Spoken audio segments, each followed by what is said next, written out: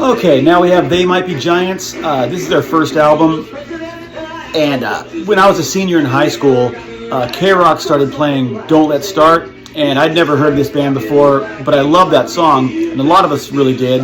So when K-Rock announced that they were going to host a noontime concert on a Friday afternoon at the John Anson Ford Theater with They Might Be Giants, a bunch of us decided we wanted to go. So we had the day off because it was Good Friday, I believe.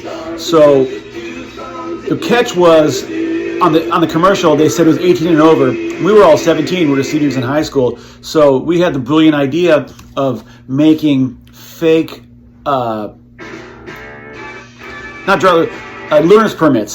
So one of us got a hold of a learner's permit, and we changed the date on it and to make us all 18, and we made copies of it, and we thought that would be, that would get us in. So we went to the about 5 or 6 of us went to go see They Might Be Giants that afternoon, and fortunately they didn't check IDs or anything like that, because how stupid would that have been for all of us to show up with this? Oh, we have learner's permits. So we dodged that dumbass bullet. But the band They Might Be Giants was a lot of fun. They were totally different than I thought they were going to be. I was expecting to go see a band, but it was just the two guys, John and John, came out and they did their whole show. And I loved it. They, a lot of songs that weren't on this album, like Istanbul and The Sun Is a Mass of Incandescent Gas. They did. It was great. So I went right after the show and bought this album.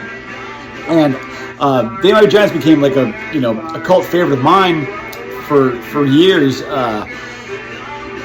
When I worked at the Warfield, I got to see them over and over because they would come every year or so, and they went from the two guys as a duo to building up a bigger band, and so it was kind of neat to see that happen. And and even when they started doing their kid stuff, they would come, and so that was fun to see. Luckily, we had this good experience with our fake IDs that are not needing the fake IDs. So the next week, the Godfathers were playing, and we had that day off as well because it was still spring break. So we went and saw the Godfathers, and I'll talk about the Godfathers another time because those guys are tons of fun. But this album is great because there's a song on the back of it. Oh, on the side too, "She's an Angel," which is, if I made a girl a mixtape back in those days, that was definitely on it. So that takes me back. They Might Be Giants' first album, 17 Pinheads.